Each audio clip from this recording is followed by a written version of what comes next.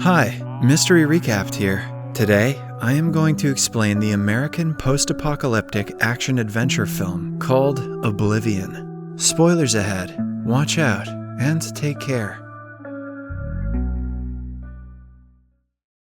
The premise of the movie is set in the year 2077. An alien species called the scavengers plan to attack the Earth for its resources. They first destroy the moon, causing a series of tsunamis and earthquakes on Earth.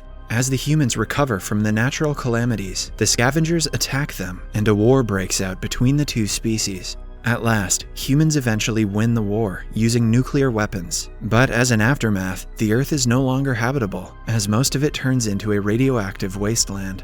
To survive, the humans evacuate to one of Saturn's moons, called Titan. This evacuation is managed by officials who inhabit a large spaceship in orbit around Earth called the Tet. Tet has also set up the hydro rig generators on the Earth. These are used to generate seawater and convert it into fusion energy for the humans on Titan. The last two people left on the Earth are a couple. The husband, Jack Harper, and the wife, Victoria, live in a tower high above the clouds. They both work for the Tet and manage the hydro rig generators. Jack serves as Tech 49, whose job also involves repairing the drones, the device designed to detect and terminate remaining scavengers on Earth. Victoria mostly stays inside the tower to keep an eye on him as his coordinator. At the beginning of the movie, Jack wakes up from a dream of an unknown woman. He has been having recurring dreams for a long time. Jack narrates that he doesn't remember anything that happened before the war, as their memories were erased for the mission's secrecy. The couple's mission on Earth will be over in 2 weeks, after which they will join the others on Titan, leaving the Earth with no more humans. They continue their normal morning routine, after which Jack leaves for the regular inspection of the scavenger-killing drones. He sees that 2 of them have been damaged by the scavengers overnight. Meanwhile, Victoria contacts the mission director from Tet, named Sally. She is reported to about everything going on Earth by Victoria.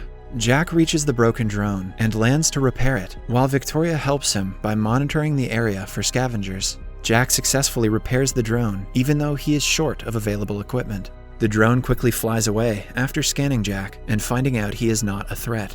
Jack then searches for the second drone, but is disappointed when Victoria tells him that they have lost the beacon. Without the beacon, they have a hard time finding the drone, but an ambitious Jack gets on his bike to look for it. He drives through the plainlands that once used to be the oceans and reaches a sinkhole. Jack locates the second drone inside of it, but Victoria asks him to leave it because it is too dangerous. However, Jack ignores her and ties a rope to his bike to go down the hole. Seeing this, Victoria requests the mission control to send backup to his location. When Jack reaches the bottom, he sees the remains of an old building. He somehow gets to the drone, but soon realizes that it is a trap set by the scavengers. They drag him by his leg, but Jack uses his weapon and fights back. At last, he is almost killed, but the backup drone arrives just in time. It kills all the scavengers and saves Jack. After everything settles down, Jack returns home. Jack has been growing a flowery weed, which he hands to Victoria as a gift. To his disappointment, she throws it away, saying that it might contain toxins. Been there. At dinner, Jack reveals that the scavengers were trying to capture him today. He is confused as to why they wouldn't want to kill him. Victoria, however, dismisses the conversation and seductively invites him to the swimming pool. Jack joins her a while later, and the night ends as they kiss. Or does it? The next morning, they wake up to the noise of a loud explosion. Jack quickly gets on his jet and makes his way to the area where the explosion took place. Sally calls Victoria and tells her that one of the hydro rigs has had a meltdown and has been destroyed permanently. On his way to the scene, Jack receives a strange radio signal from an unknown source. It makes him curious, so he makes his way to the source of the said signal. He reaches the remains of the Empire State Building, which he often visits in his recurring dream. Jack cuts a wire and gets rid of the signal, thinking it is of use to the scavengers. Then he does a perimeter check and almost crosses the border to the radiation zone, where they aren't allowed to go. Before returning home, he goes to a house in the middle of the woods that he had found on one of his expeditions. He comes here whenever he feels down, and has made the house his own with decorations. Jack eventually falls asleep and dreams of an unknown girl in the Empire State Building. A while later, he wakes up to see some sort of vessel falling from the sky and quickly gets in his jet.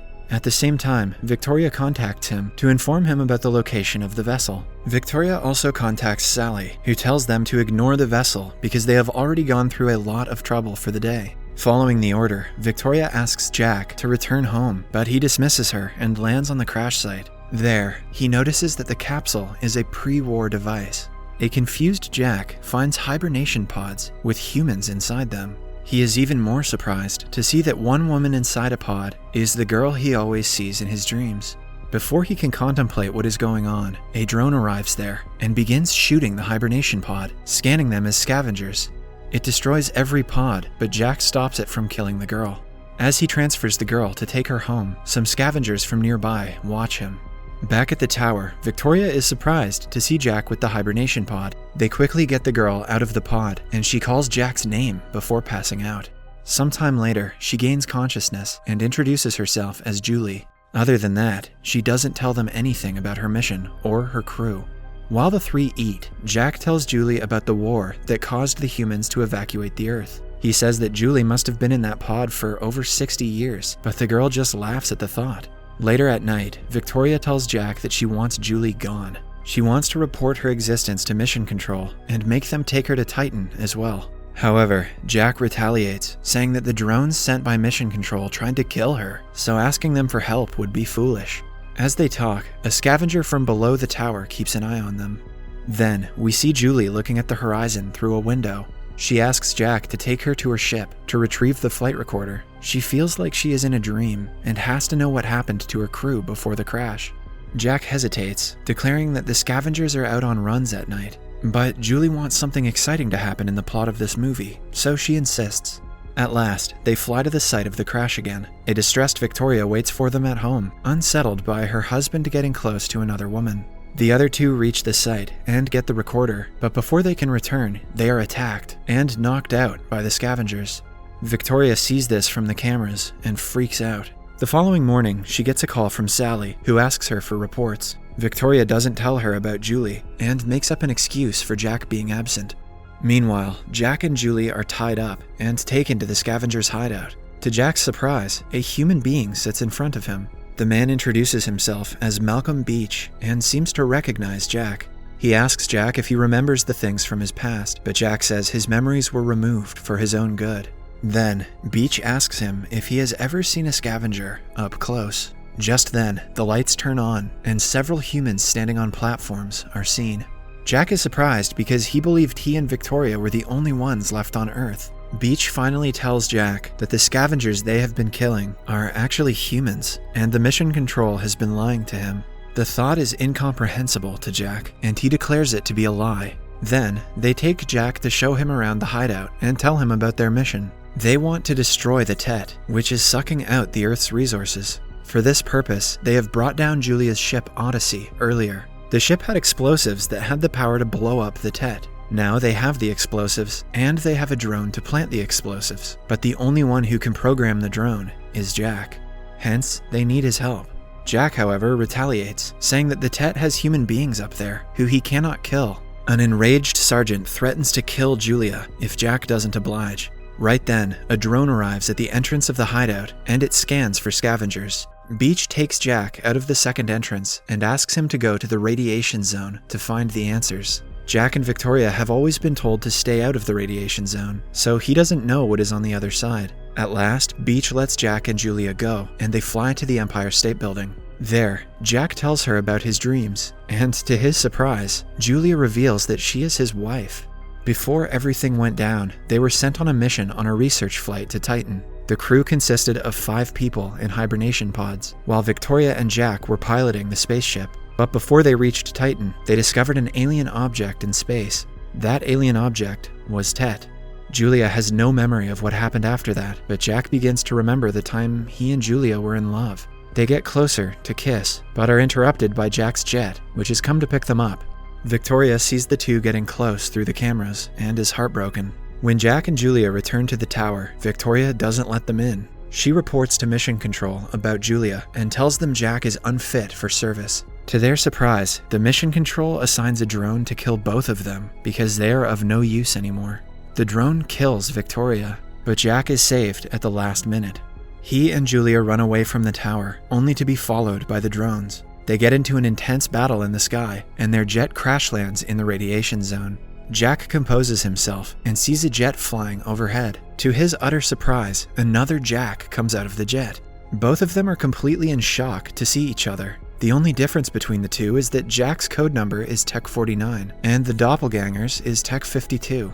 They get into a fight, and 49 quickly overpowers 52, but Julia is shot in the process. Jack thinks of ways to save her and gets on Tech 52's jet. He then flies to Tech 52's tower and meets his wife, Victoria. He acquires a healing device from the tower and heads back to Julia to save her. Jack cannot comprehend that behind the radiation zone is his doppelganger, living the same life as him. He and Julia then drive to Jack's Fap Hut, the lake house that Jack always visits. The following day, they return to the scavengers' hideout and meet Beach again. Beach finally reveals that Tet is actually an intelligent alien device that travels around the galaxy stealing resources from planets. It had its eyes on the Earth for a long time.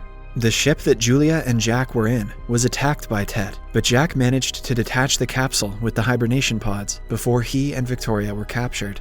After that, Tet made several versions of Jack and Victoria and sent them down to take over humanity. Their memories were wiped, so they wouldn't question the mission, but Beach saw Jack save Julie and understood that he was different. He finally welcomes Jack back to the humans' side. Now, Jack repairs the drone that is supposed to take the explosive to Tet and destroy it, but before they can launch it, they are attacked by 3 other drones. A fight ensues between Beach's group and the drones, in which most of their crew are killed. At last, Beach is gravely hurt, and the drone they were supposed to launch is also destroyed. Now, Jack takes on the responsibility to get the explosive to Tet. Julie insists on joining him, so he puts her in a hibernation pod, and the two take off for Tet. On his way, Jack listens to the flight recording that was retrieved from Julie's ship. While listening to it, he remembers what happened on the ship before they were captured. In the present, Jack finally reaches the Tet, and the doors open for him to enter. Inside, he sees thousands of Jacks being created in incubation pods. He finally comes before the Tet, which is a triangular device.